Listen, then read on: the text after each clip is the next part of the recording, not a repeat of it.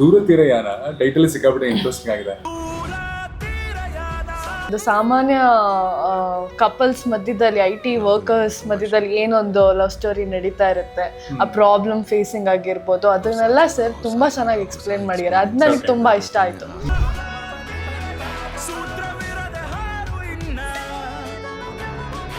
As an actor, as co-actors, ನಮ್ಮಲ್ಲಿ ಒಂದು chemistry ಬೇಕು. ಬಿಕಾಸ್ ಐ ಬಿಲೀವ್ ಆ್ಯಕ್ಟರ್ ಕೆಲಸ ಒಂದು ಅಫ್ಕೋರ್ಸ್ ಡೈಲಾಗ್ಸ್ ಹೇಳೋದು, ಅದಕ್ಕಿಂತ ಇನ್ನೂ ಇಂಪಾರ್ಟೆಂಟ್ ವಿಷಯ ಅಂದರೆ ಡೈಲಾಗ್ಸ್ ಕೇಳಿಸ್ಕೊಳ್ಳೋದು. ಇಬ್ರಿಗೂ ಈ ಎರಡು ಕ್ಯಾರೆಕ್ಟರ್ಸ್ಗೆ ಒಂದು ಅವರ ಮುಗ್ಧತೆನ, ಅವರ ಒಂದು ಇನ್ನಸೆನ್ಸ್ನ, ಅವರ ಒಂದು ಇಶ್ಯೂಸನ್ನು, ವಿಯರ್ಡ್ನೆಸ್ನ, ಕ್ವರ್ಕ್ಸನ್ನು ತುಂಬ ಇಂಪಾರ್ಟೆನ್ಸ್ ಕೊಟ್ಟು ಸೆನ್ಸಿಟಿವ್ ಆಗಿ ತುಂಬ ಪ್ರೀತಿಯಿಂದ ಹೊರಗೆ ತಂದಿದ್ದಾರೆ ಅಂತ ನನಗೆ ಅರ್ಥ ಆಯಿತು.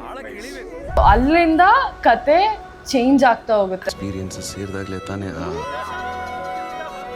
ಆ ನೆನಪುಗಳು ಇನ್ನಷ್ಟು ಕಾಲ ಗಟ್ಟಿಯಾಗಿರುತ್ತೆ. So please do come watch Doora Theerayana July 11ನೇ ತಾರೀಕು. ರೂಮಿ ಹೇಳಿದ್ನಲ್ಲ, a woman is a mystery to guide a wise and open man. ಆ ವೈಸ್ ಮ್ಯಾನ್ ನಾನೇ. ಹಾಯ್ ಎಲ್ರಿಗೂ ನಮಸ್ಕಾರ, ನಾನು Manu and welcome to Khadak cinema. ಇವತ್ತು ನನ್ನ ಜೊತೆ ನನ್ನ ಶೋ ಅಲ್ಲಿ ದೂರ ತೀರಯಾನ ಸಿನಿಮಾದಿಂದ ವಿಜಯ್ ಕೃಷ್ಣ ಅವರು ಮತ್ತೆ ಪ್ರಿಯಾಂಕಾ ಅವರು. Hi sir, welcome to show. Hi ma'am, welcome. Thank you so much. ಹೇಗಿದ್ದೀರಾ? ಸೂಪರ್, ಸಕ್ಕತ್ತಾಗಿದೆ. ನೀವ್ ಹೇಗಿದ್ದೀರಾ? ನಾನು ಸೂಪರ್ ಆಗಿದ್ದೀನಿ. ಅಂಡ್ ದೂರ ತೀರಯಾನ ಟೈಟಲ್ ಸಿಕ್ಕಾಬಿಟ್ಟೆ ಇಂಟ್ರೆಸ್ಟಿಂಗ್ ಆಗಿದೆ. ಫಸ್ಟ್ ಟೈಮ್ ಈ ಟೈಟಲ್ ಕೇಳಿದ್ ಯಾವಾಗ ಅಂಡ್ ಕೇಳಿದ ತಕ್ಷಣ ನಿಮ್ದು ಫಸ್ಟ್ ರಿಯಾಕ್ಷನ್ ಏನಾಗಿತ್ತು? ಐ ಥಿಂಕ್ ನಾವು ಟೈಟಲ್ ಟೀಸರ್ ಶೂಟ್ ಮಾಡ್ತಾ ಇದ್ವಿ. ಅಲ್ಲಿವರೆಗೂ ನಮಗೆ ಏನು ಟೈಟಲ್ ಇಡ್ತಾ ಇದ್ದಾರೆ ಅನ್ನೋದು ಗೊತ್ತಿರಲಿಲ್ಲ. ಇದಕ್ಕಿಂತ ಮುಂಚೆ ಬೇರೆ ಒಂದು ಟೈಟಲ್ ಹೇಳಿದ್ರು sir. Okay, I don't know if I can reveal that, but ಅದು ನಮಗೆ ಚೆನ್ನಾಗಿತ್ತು, ಬಟ್ ಇಷ್ಟೊಂದು ಕ್ಯಾಚಿ ಆಗಿರಲಿಲ್ಲ.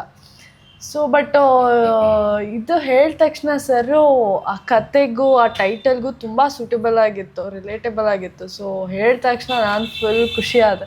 ಆ್ಯಕ್ಚುಲಿ ಸೇಮ್ ಫೀಲಿಂಗ್ ನನಗೂ ಅಷ್ಟೇ, ತುಂಬ ಎಕ್ಸೈಟ್ ಆಯಿತು. Because like she said, the first title ಏನು ಇಟ್ಟಿದ್ರು ಅದನ್ನ ಕೇಳಿದಾಗ it felt maybe it's gonna be very conversational ಅಂತ ಅನ್ಸಿತ್ತು. ಸುಮಾರು ಕೇಳೋ ವಿಚಾರಗಳಿರಬಹುದು ಅಂತ ಅನಿಸಿತ್ತು. ಬಟ್ ಆ ಒಂದು ರೊಮ್ಯಾಂಟಿಕ್ ಫಿಲ್ಮ್ ಅಂತ ಹೇಳಿದ ತಕ್ಷಣ ಕೆಲವೊಂದು ಐಡಿಯಾಸ್ ಬಂದಿರುತ್ತೆ ತಲೆಗೆ. ಆ ಐಡಿಯಾಸಿಗೆ ಅದು ಮ್ಯಾಚ್ ಆಗ್ತಿರ್ಲಿಲ್ಲ. But after I think teaser shoot ಆಗಿದ ತಕ್ಷಣ ದೂರ ತೀರಯಾನ ಅಂತ ಇಟ್ಟಿದ್ದಾಗ ಒಂದೇನೋ ಎನರ್ಜಿ ಇತ್ತು ಅದರಲ್ಲಿ.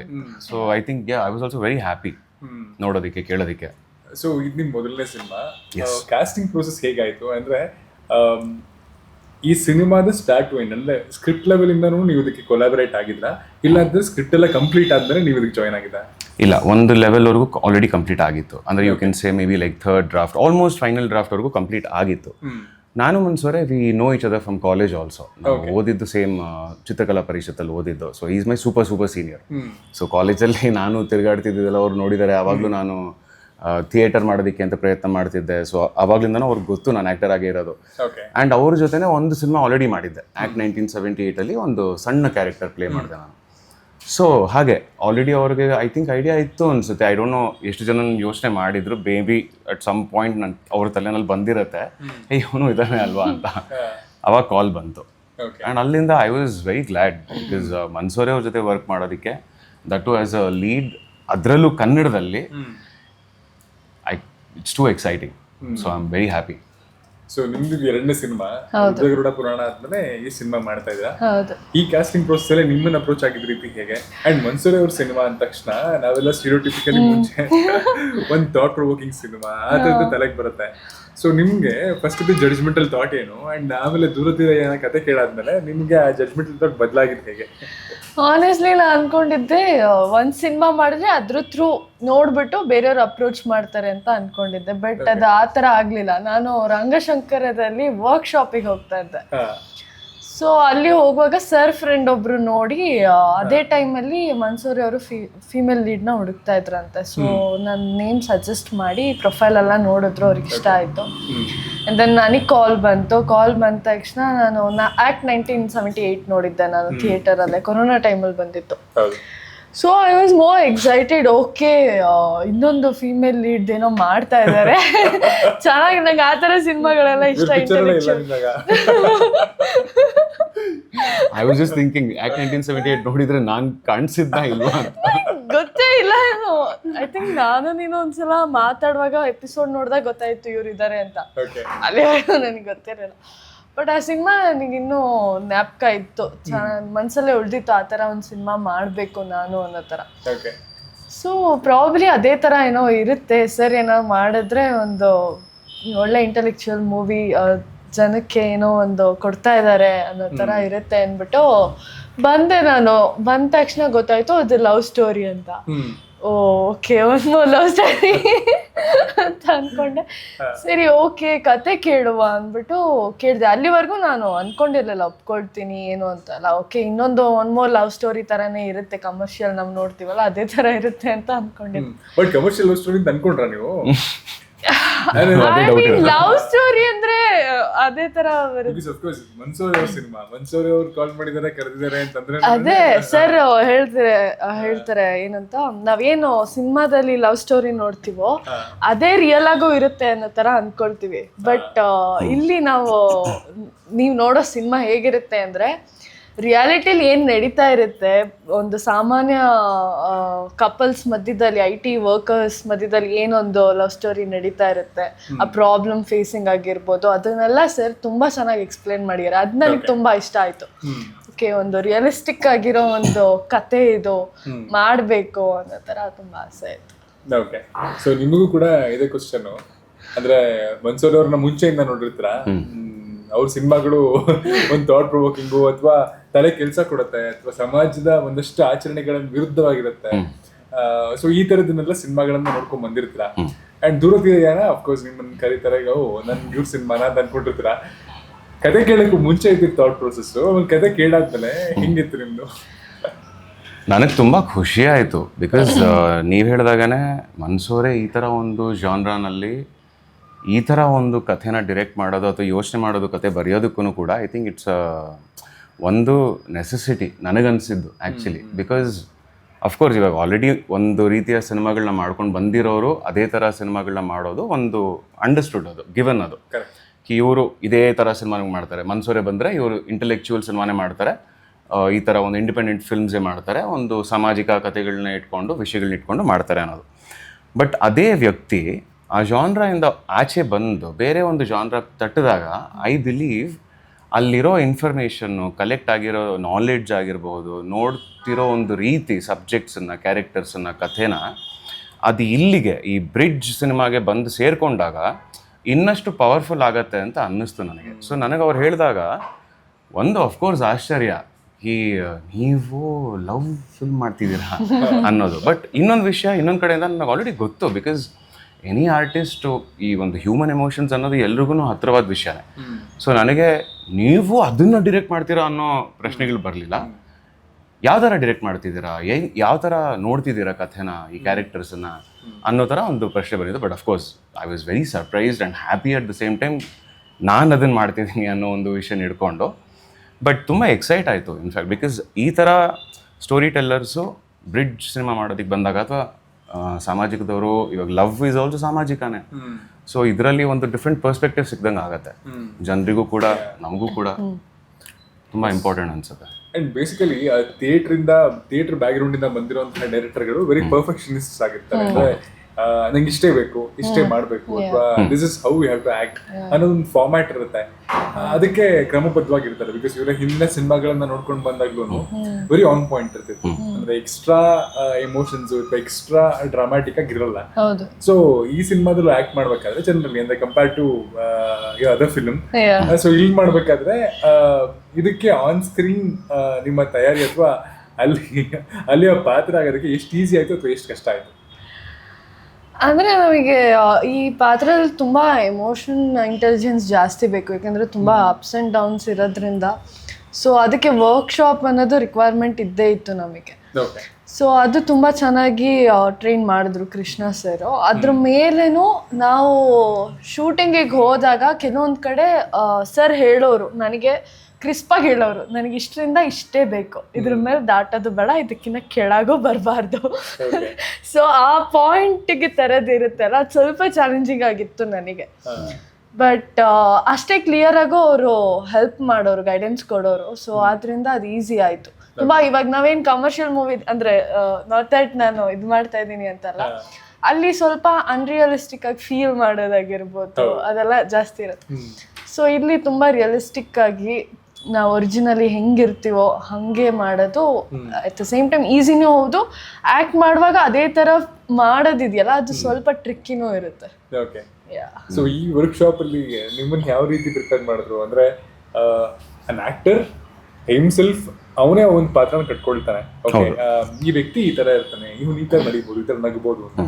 ಬಟ್ ನಿರ್ದೇಶಕ ಇನ್ನೊಂದ್ ತರ ನೋಡ್ತಿರ್ತಾನೆ, ಪ್ರಾಬಬ್ಲಿ ಆ ಒಂದು ವ್ಯಕ್ತಿತ್ವ ಹೀಗ್ ಬಿಹೇವ್ ಮಾಡ್ಬೇಕು ಅಂತ. ಇದೆರಡರ ಮಧ್ಯೆ ತಗೊಂಡ್ಬಂದು ಕೂರಿಸಿ ಆ ವ್ಯಕ್ತಿತ್ವನ ಮೋಲ್ಡ್ ಮಾಡ್ಬೇಕು. ಸೊ ಆ ಪ್ರೊಸೆಸ್ ನಿಮ್ಮಲ್ಲಿ ಹೇಗಾಯ್ತು? ಐ ಥಿಂಕ್ ಈ ಒಂದು ಫಿಲ್ಮ್ಗೆ ಸಂಬಂಧಪಟ್ಟಾಗೆ ದ ಫಸ್ಟ್ ಪ್ರಾಸೆಸ್ ಆ ವರ್ಕ್ಶಾಪಲ್ಲಿ ಏನಿತ್ತು, I think as an actor, as co actors ನಮ್ಮಲ್ಲಿ ಒಂದು ಕೆಮಿಸ್ಟ್ರಿ ಬೇಕು. ಬಿಕಾಸ್ ಐ ಬಿಲೀವ್ ಆ್ಯಕ್ಟರ್ ಕೆಲಸ ಒಂದು ಆಫ್ಕೋರ್ಸ್ ಡೈಲಾಗ್ಸ್ ಹೇಳೋದು, ಬಟ್ ಅದಕ್ಕಿಂತ ಇನ್ನೂ ಇಂಪಾರ್ಟೆಂಟ್ ವಿಷಯ ಅಂದರೆ ಡೈಲಾಗ್ಸ್ ಕೇಳಿಸ್ಕೊಳ್ಳೋದು. ಕೇಳಿಸ್ಕೊಂಡ್ರೇ ಅದಕ್ಕೆ ರಿಯಾಕ್ಷನ್. ಇವಾಗ ನಾವು ಮಾತಾಡ್ತಿರ್ಬೇಕಾದ್ರೆ ನೀವು ಹೇಳೋದಕ್ಕೆ ನಾನು ರಿಯಾಕ್ಟ್ ಮಾಡ್ತಿದ್ದೀನಿ, ಹಾಗಾಗಿ ಅದು ರಿಯಲಿಸ್ಟಿಕ್ ಆಗಿ ಕೇಳಿಸ್ತಿದೆ. ಬಟ್ ನಾನು ಆಲ್ರೆಡಿ ಪ್ಲಾನ್ ಮಾಡ್ಕೊಂಡು ಬಂದು ಅದನ್ನೇ ಹೇಳಿದಾಗ ಅದು ರಿಯಲಿಸ್ಟಿಕ್ ಆಗಿ ಅನ್ಸಲ್ಲ, ಗೊತ್ತಾಗತ್ತೆ ಫೇಕ್ ಆಗಿದೆ ಅನ್ನೋದು ಒಂದು ಬಂದ್ಬಿಡತ್ತೆ. ಸೊ ಐ ಥಿಂಕ್ ಆ ಒಂದು ಐಸ್ ಬ್ರೇಕಿಂಗು, ನಮ್ಮ ಒಳಗಿನ ಏನೇನು ಇನ್ಹಿಬಿಷನ್ಸ್ ಇರಬಹುದು, ಇನ್ಸೆಕ್ಯೂರಿಟೀಸ್ ಇರ್ಬೋದು, ಸುಮಾರು ವಿಷಯಗಳು, ಅದನ್ನೆಲ್ಲ ಬಿಕಾಸ್ ಹೊಸ ಟೀಮು, ಹೊಸ ತಂಡ, 1000 ಜನ ಅಲ್ಲಿ ಇರ್ತಾರೆ, ಸೆಟ್ಟಲ್ಲಿ ನೋಡ್ತಿರ್ತಾರೆ. ಸೊ ಆ ಒಂದು preparation I think most important ಅಂತ ಅನ್ನಿಸ್ತು ನನಗೆ ಈ ವರ್ಕ್ಶಾಪಲ್ಲಿ. ನನಗೂ ಕೂಡ ಐ ಥಿಂಕ್ ಇಬ್ರಿಗೂ, if I can say that, I think that was one of the main things. ಮಿಕ್ಕಿದ್ದು in terms of characterisation I think Mansore has a very specific ಅಂತ ಹೇಳ್ಬೋದು. ಬಟ್ ಅದಕ್ಕಿಂತ ಒಂದು ಇನ್ನೊಬ್ರು ಡಿರೆಕ್ಟರ್ ನನಗೆ ಹೇಳಿದರು, ಎಲ್ಲ ಡೈರೆಕ್ಟರ್ಸ್ದು ಬೇರೆ ಬೇರೆ ಮ್ಯೂಸಿಕಲ್ಲಿ ನೋಡಿದಾಗ ಬೇರೆ ಬೇರೆ ಟೋನ್ಸ್ ಇರುತ್ತೆ. ನನಗೆ ಮೇ ಬಿ ಇಂಟೆನ್ಸಿಟಿ ಇಷ್ಟ, ಸೊ ನಾನು ಪ್ರತಿ ಕ್ಯಾರೆಕ್ಟರ್ಸನ್ನು ಇಂಟೆನ್ಸ್ ಆಗಿ ತೋರ್ಸಕ್ಕೆ ಟ್ರೈ ಮಾಡ್ತೀನಿ. ನನ್ನ ಫಿಲ್ಮ್ಸಲ್ಲಿ ಅದು ಕಾಣುತ್ತೆ. ಇನ್ನು ಮೇ ಬಿ ಬೇರೆ ಸಿನಿಮಾಗಳಲ್ಲಿ ಬೇರೆ ಡೈರೆಕ್ಟರ್ಸು ನನಗೆ ಕಾಮಿಡಿ ಇಷ್ಟ, ಅದು ಸೀರಿಯಸ್ ಫಿಲ್ಮೇ ಆಗಿದ್ರು ಸೀರಿಯಸ್ನೆಸ್ಸಲ್ಲಿ ನಾನೊಂದು ಕಾಮಿಡಿ ಹುಡ್ಕೋದಕ್ಕೆ ಟ್ರೈ ಮಾಡ್ತೀನಿ ಅನ್ನೋದು ಅವರ ಹ್ಯಾಬಿಟ್ ಇರಬಹುದು ಅಥವಾ ಅವರ ಕ್ವರ್ಕ್ ಇರಬಹುದು. ಐ ಥಿಂಕ್ ಮನ್ಸೂರೆಗೆ ಈ ಫಿಲ್ಮಲ್ಲಿ ಇವರಿಬ್ಬರು ಕ್ಯಾರೆಕ್ಟರ್ಸ್ಗೂ ಕೆಲವೊಂದು ಮೂಡ್ಸ್ ಇವೆ, ವೆರಿ ಸ್ಪೆಸಿಫಿಕ್ ಮೂಡ್ಸ್ ಇವೆ. ಸೈಲೆನ್ಸ್ ಇದೆ, ಆ ಸೈಲೆನ್ಸಲ್ಲಿರೋ ಯೋಚನೆಗಳು, ಥಾಟ್ ಪ್ರಾಸೆಸ್ಸು, ಆ ಟೈಮಲ್ಲಿ ಆ ಕ್ಯಾರೆಕ್ಟರು ಏನು ಯೋಚನೆ ಮಾಡ್ತಿದ್ದಾನೆ ಅಥವಾ ಮಾಡ್ತಿದ್ದಾಳೆ, ಆ್ಯಂಡ್ ಅದರಿಂದ ಅವ್ರು ತಗೊಳ್ಳೋ ಸುಮಾರು ಡಿಸಿಷನ್ಸ್ ಇರ್ತವೆ. ಸೊ ಆ ಮೂಡ್ ಇದೆಯಲ್ಲ ಅದು ತುಂಬ ಇಂಪಾರ್ಟೆಂಟ್ ಅಂತ ನನಗನ್ನಿಸ್ತು. So in fact more than saying ಅವ್ನು ಹಿಂಗೆ ಕಾಣಿಸ್ತಾನೆ, ಅವ್ನು ಹಂಗೆ ಕಾಣಿಸ್ತಾನೆ, ಅವನ ಮುಖ ಹೀಗಿದೆ, ಅವನ ಬಾಯಿ ಹೀಗೆ ಬಿಡ್ತಾನೆ, ಈ ಮೂಡಲ್ಲಿ ಅವನಿದ್ದಾನೆ. ಸೊ ಆ್ಯಂಡ್ ಐ ಥಿಂಕ್ ಅವರು ಸಾಕಷ್ಟು ಫ್ರೀಡಮ್ ಕೂಡ ಕೊಟ್ಟಿದ್ರು ನಮಗೆ to I think make the characters our own. ಈ ಕೆಲವೊಂದು ಇಂಪಾರ್ಟೆಂಟ್ ವಿಷಯಗಳನ್ನ ಹಿಡ್ಕೊಂಡು we as actors can co create. ನಮಗೆ ನಾಟ್ ಜಸ್ಟ್ ಅರ್ಥ ಆಗೋ ಹಾಗೆ, but at the same time reactions ಫ್ರೂಟ್ಫುಲ್ಲಾಗಿ ಸಿಗ್ತಿದೆಯಾ. ನಾನು ಇವಾಗ ಇವಳೇನೋ ಒಂದು ಹೇಳಿದಾಗ ನಾನು ಆನೆಸ್ಟಾಗಿ ರಿಯಾಕ್ಷನ್ ಬರ್ತಿದೆ ಅಂದರೆ then I am really present there as that character. But if that is not happening then ಏನೋ ಮಿಸ್ ಹೊಡಿತಿದೆ ಅನ್ನೋದು ಒಂದು ವಿಷಯ ಇರುತ್ತೆ. ನನಗೆ ಒಂದು ತುಂಬ ಚೆನ್ನಾಗಿ ಅರ್ಥ ಆಗಿದ್ದು, especially with someone like Mansore who so sensitive for his characters. ಕೆಲವೊಂದು ಶಾರ್ಟ್ಸು ನನ್ನನ್ನು ನಾನು ನೋಡಿಕೊಂಡಾಗ ನನಗೆ ಇಷ್ಟ ಆಗಲ್ಲ.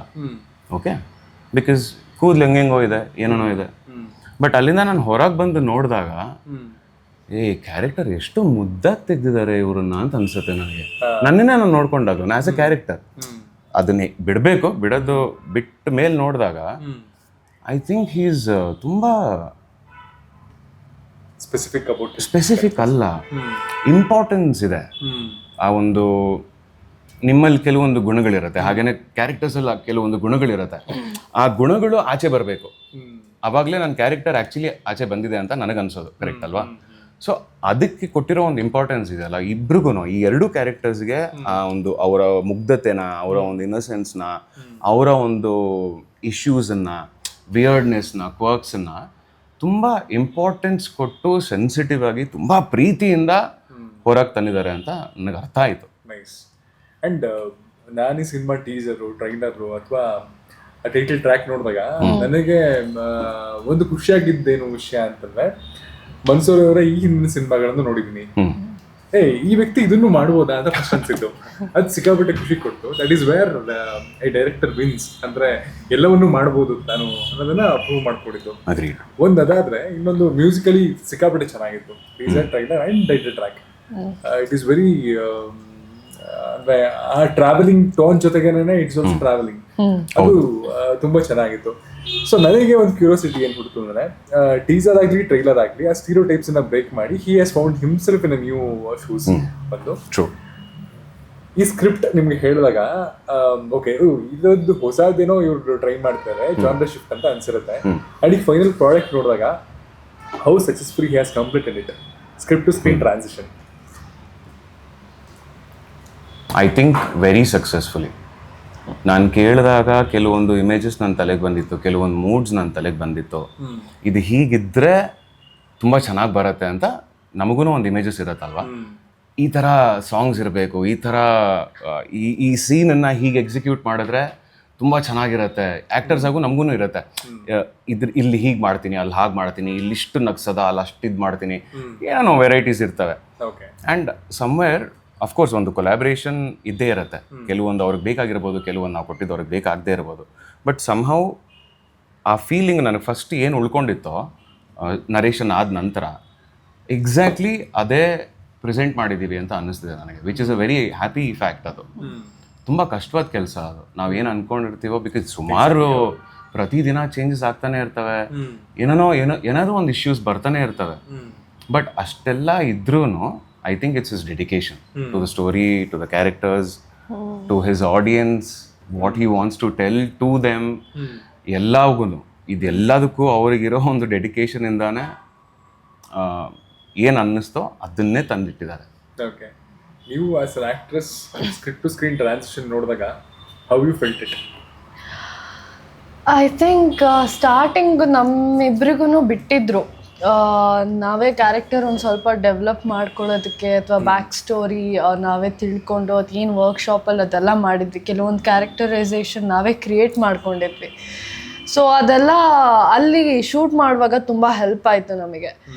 ಆ್ಯಂಡ್ ಡೈಲಾಗ್ಸು ಕೂಡ ನಾವು ಹೇಳೋದಕ್ಕಿಂತ ಐ ಥಿಂಕ್ ಎಕ್ಸ್ಪ್ರೆಸ್ ಮಾಡೋದ್ರಲ್ಲಿ ಸರಿಗೆ ಮೇಯ್ನಾಗಿ ಬೇಕಾಗಿದ್ದು ನಾವು ಡೈಲಾಗ್ ಹೇಳೋದ್ರ ಜೊತೆ ಬರೀ ಹೇಳೋದಲ್ಲ, ನಮಗೆ ಕಣ್ಣಲ್ಲಿ ಜಾಸ್ತಿ ಆ್ಯಕ್ಟಿಂಗ್ ಅನ್ನೋದನ್ನ ಸರ್ ನೋಡ್ತಾ ಇದ್ರು. ಕಣ್ ಥ್ರೂ ಎಕ್ಸ್ಪ್ರೆಸ್ ಮಾಡಬೇಕು ನಾವು, ನಾಟ್ ಜಸ್ಟ್ ಥ್ರೂ ಮೌತ್ ಹೇಳೋದ್ರಲ್ಲೇ ಅಷ್ಟೇ ಅಲ್ಲ ಅನ್ನೋ ಥರ. ಸೊ ಅಷ್ಟೊಂದು ಸ್ಪೆಸಿಫಿಕೇಶನ್ ಆ್ಯಂಡ್ ಇದಾಗಿ ಸರ್ ನೋಡೋರು. So yeah 2012. ಸೊ ನಮ್ಮ ಚಾನಲ್ ಹೆಸರು ಖಡಕ್ ಸಿನಿಮಾ ಅಂತ. ಈ ಸಿನಿಮಾದ ಈಗ ಅಫ್ಕೋರ್ಸ್ ಶೂಟ್ ಎಲ್ಲ ಮುಗ್ದಿದೆ, ಸಿನಿಮಾ ರಿಲೀಸ್ಗೆ ರೆಡಿ ಇದೆ. ಸೊ ಯಾವುದಾದ್ರೂ ಒಂದು ಖಡಕ್ ಮೂಮೆಂಟು ಇವತ್ತು ನಿಮಗೆ ಕಾಡುತ್ತೆ, ದೂರ ತೀರ ಏನಾದ್ರು, ಈವನ್ ನಿದ್ದೆಯಿಂದ ಎದುರು ಕೂಡ ಒಂದು ಸಖತ್ ಮೂಮೆಂಟ್ಗಳು ಅಂತ ಅನ್ಸುತ್ತೆ ನಿಮಗೆ ಅಂತಂದ್ರೆ, if you can share that, what is that ಖಡಕ್ ಮೂಮೆಂಟ್? ಸೊ ಅದು ಒಂದು ಸೀನ್ ಬರುತ್ತೆ, ಅದು ಇಂಟರ್ವಲ್ ಬ್ಲಾಕಲ್ಲಿ ಬರೋದು. ಇಟ್ಸ್ ಮೇನ್ ಸೀನ್, ಅಂದರೆ ಕತೆ ಅಲ್ಲಿಂದ ಬದಲಾಗುತ್ತೆ. ಇವಾಗ ನೀವು ಟ್ರೈಲರ್ ನೋಡಿದ್ರಿ ಅಲ್ವಾ? ಸೊ ಇವರಿಬ್ರು IT ವರ್ಕರ್ಸು, ಅವರಿಗೆ ಒಟ್ಟಿಗೆ ಟೈಮ್ ಸ್ಪೆಂಡ್ ಮಾಡಲಿಕ್ಕೆ ಸಮಯನೇ ಇರಲ್ಲ. IT ವರ್ಕರ್ಸ್ಗಳು ಸ್ಯಾಟರ್ಡೆ ಸಂಡೇ ಬಂತು ಅಂತ ಅಂದ್ರೇ ಸ್ಪೆಂಡ್ ಮಾಡಬೇಕು. ಆ ಟೈಮಲ್ಲೂ ಅವರು ಎಲ್ಲಿ ಅಂತ ಹೋಗ್ತಾರೆ, ದೂರ ಹೋಗಬೇಕು ಮತ್ತೆ ವಾಪಸ್ ಬರಬೇಕು ಒಂದು ದಿನದಲ್ಲಿ ಅನ್ನೋ ಥರ. So in finally one day they decide time spend ಮಾಡೋಣ, ಇಬ್ರಿಗಿಬ್ರು ಕೊಡೋಕ್ಕಾಗ್ತಾ ಇಲ್ಲ, ಅರ್ಥ ಮಾಡ್ಕೊಳ್ಳೋಣ ಇಬ್ಬರು ಅಂತ ಹೇಳ್ಬಿಟ್ಟು ಅಲ್ಲಿಂದ ಜರ್ನಿ ಶುರು ಆಗುತ್ತೆ. ಸೊ ಈ ಒಂದು ಪರ್ಟಿಕ್ಯುಲರ್ ಸೀನಲ್ಲಿ ಸನ್ಸೆಟ್ ಶಾರ್ಟಲ್ಲಿ ಇದು ನಡೆಯೋದು. ಐ ಥಿಂಕ್ ಪ್ರಾಬ್ಲಿ ಒಂದು 2 hours ಏನೋ ಇತ್ತು ಅಷ್ಟೇ. ಸೊ ಈ ಸೀನಿಗೋಸ್ಕರ ನಾವು 15 ದಿನ ಪ್ರಾಕ್ಟೀಸ್ ಮಾಡಿದ್ದೀವಿ. ಹೇಳ್ಬೋದಾ? ಇನ್ಸ್ಟ್ರೂಮೆಂಟ್ಸ್. ಸೊ ಇಲ್ಲ ಅದು ಹಾಕಿಲ್ಲ, ಟೀಸರ್ ಅಲ್ಲಿ ಇರೋದಲ್ಲ ಅಲ್ಲ, ಅದನ್ನ ಐ ಥಿಂಕ್ ಟ್ರೈಲರಲ್ಲೂ ಹಾಕಿಲ್ಲ ಅವರು. ಸೊ ಅದು ತುಂಬಾ ಒಂದು ಮೇನ್ ಸೀನ್. ಅದು ಅಲ್ಲಿಂದ ಕತೆ ಚೇಂಜ್ ಆಗ್ತಾ ಹೋಗುತ್ತೆ. ಅಂದರೆ ಅವರಿಬ್ಬರು ಮಧ್ಯದಲ್ಲಿರೋ ಅಂಡರ್ಸ್ಟ್ಯಾಂಡಿಂಗ್ ಆಗಿರ್ಬೋದು ಅಥವಾ ಕಮ್ಯುನಿಕೇಶನ್ ಗ್ಯಾಪ್ ಆಗಿರ್ಬೋದು, ಒಬ್ರನ್ನೊಬ್ರು ಇಷ್ಟು ವರ್ಷ ಏನು ಅರ್ಥ ಮಾಡ್ಕೊಂಡ್ ಬಂದಿದ್ದೀವಿ ಅನ್ನೋದು ಎಲ್ಲದೂ ಒಂದೊಂದು ಕ್ಲಾರಿಟಿ ಸಿಗ್ತಾ ಹೋಗುತ್ತೆ. So that's a main thing. ನಾವು ತುಂಬ ದಿನದಿಂದ ವರ್ಕ್ ಮಾಡಿ ಓಕೆ ಡೈರೆಕ್ಟರ್ ಹೇಳೋ ಪ್ರಕಾರ ತುಂಬ ಚೆನ್ನಾಗಿ ಬಂದಿದೆ ಆ ಸೀನು ಅಂತಿದ್ದಾರೆ. ನಾವು ನೋಡಿಲ್ಲ ಇನ್ನು. Okay we are so excited for that. ಅದೇನಾ ನಿಮ್ಮ ಕಡೆ ಕಂಬಿಟ್ಟು ಅದೇ ಆಗಿತ್ತ ಮುಂಚೆ? ಅದು that is a very important scene. ನನಗೂ ಅಷ್ಟೇ, ಅದು ಕ್ರೇಜಿ ಮೂಮೆಂಟ್ ಅದು. ಇನ್ಫ್ಯಾಕ್ಟ್ ಅದು ಆಗಿದ ತಕ್ಷಣ ಸೀನ್ ಮುಗಿಸಿದ್ವಿ, ನಮ್ಮಲ್ಲೂ ಒಂದು ಅಂದರೆ ಏನೋ ಒಂದು ತುಂಬ ದೊಡ್ಡ ವಿಷಯನ ನೀವು ಸಕ್ಸಸ್ಫುಲ್ ಆಗಿ ಮಾಡಿದಾಗ ಒಂದು ಸೈಲೆನ್ಸ್ ಇರುತ್ತಲ್ಲ, ಆ ಸೈಲೆನ್ಸ್ ನಮ್ಮ ಎಲ್ಲರಲ್ಲೂ ಇತ್ತು. ಆ ಸೀನ್ ಆದಾಗ ಪ್ರತಿಯೊಬ್ಬರೂ ಸೆಟ್ಟಲ್ಲಿ ಇದ್ದಿದ್ದು ಎಲ್ಲ ಬಾಯ್ಸು, ಎಲ್ಲ ಆರ್ಟಿಸ್ಟ್ಸು, ಟೆಕ್ನಿಷಿಯನ್ಸು, ಆಕ್ಟರ್ಸು, ಡೈರೆಕ್ಟರ್ಸು ಎಲ್ಲರೂ ಆ ಸೀನ್ ಮುಗ್ದಿದ ತಕ್ಷಣ ಅವ್ರವ್ರದೇ ಜಾಗದಲ್ಲಿ ಎಲ್ಲೋ ಒಂದು ಕಡೆ ಕೂತ್ಕೊಂಡು ಸುಮ್ಮನೆ ಸೈಲೆಂಟಾಗಿ ಹಿಂಗೆ ಕೂತ್ಕೊಂಡಿದ್ವಿ, which is a pleasure. Actually feel ಮಾಡ್ತಾ ಇದ್ವಿ. ಆ್ಯಂಡ್ ಮೋರೋವರ್ ಆ ಸೀನ್ ಮಾಡೋದಕ್ಕಿಂತ ಮುಂಚೆ 2-3 ದಿನ ನಾವಿಬ್ರು ಅಯ್ಯೋ ಅವತ್ತು ಯಾವತ್ತು ಬರುತ್ತಾ ದಿನ, ಆ ಸೀನ್ ಯಾವತ್ತು ಮಾಡ್ತಾರೆ ಅಂತ ಎದ್ರುಕೊಂಡು ಕೂತಿದ್ವಿ ನಾವು. ಸೊ ಆ ಸೀನ್ ಮಾಡೋ ನೆಕ್ಸ್ಟ್ ಡೇ ಅಂದರೆ ಹಿಂದಿನ ದಿನ ನೈಟು ಕೂಡ ನನಗೆ ನಿದ್ದೆನೇ ಬರ್ತಿರ್ಲಿಲ್ಲ, ಹೇಗಾಗುತ್ತೆ ಏನು ಅಂತ. ಸೊ ಇನ್ನೊಂದು ಖಡಕ್ ಮೊಮೆಂಟ್ ಅಂದರೆ ಹೇಳೋದಕ್ಕಾಗಲ್ಲ, ಜಾಸ್ತಿ ಡಿಸ್ಕ್ರೈಬ್ ಮಾಡೋದಕ್ಕಾಗಲ್ಲ, ಬಿಕಾಸ್ ಟ್ರೈಲರಲ್ಲಿ ಇದ್ದಂಗೆ ಇಲ್ಲ. ದೇರ್ ಇಸ್ ಒಂದು ಸೀನ್ ಇದೆ, ಇವರಿಬ್ರು ಮನೆಯಲ್ಲಿರೋ ಒಂದು ಸಮಯದಲ್ಲಿ ಕೆಲವೊಂದು ಆಗತ್ತೆ, ಒಂದು ಪಾರ್ಟಿ ಸೀನ್ ಇದೆ, ಐ ಥಿಂಕ್ ಒಂದು ಡಾನ್ಸ್ ಥರ ತೋರಿಸಿದ್ದೀವಿ. ಸೊ ಅದಾಗಿದ ತಕ್ಷಣ ಆಗುವಂಥ ಒಂದು ಸೀನು ಈ ಇಬ್ಬರು ಕ್ಯಾರೆಕ್ಟರ್ಸ್ ಮಧ್ಯೆ. ಆ ಸೀನ್ನ ಓದಿದಾಗ ನನಗೆ ಇಮ್ಮಿಡಿಯೇಟಾಗಿ ಕಣ್ಣಲ್ಲಲ್ಲ ತಲೆನಲ್ಲಿ ಇಮೇಜ್ ಬಂದಿದ್ದು ಯಾವ ಫಿಲ್ಮು ಅಂತ ನನಗೆ ಎಕ್ಸಾಕ್ಟಾಗಿ ನೆನಪು ಬರ್ತಿಲ್ಲ, ಬಟ್ ಈ ಶಾರ್ಟ್ ನನಗೆ ನೆನಪಿದೆ. ಸುದೀಪ್ ಸರ್ದು ಸಿನಿಮಾ. ಏನೋ ನಡೆಯುತ್ತೆ, ಐ ಥಿಂಕ್ ಮನೆ ಒಳಗಡೆ ನಡೀತಿರೋ ಒಂದು ವಿಷಯ, ಏನೋ ನಡೀತಿದೆ.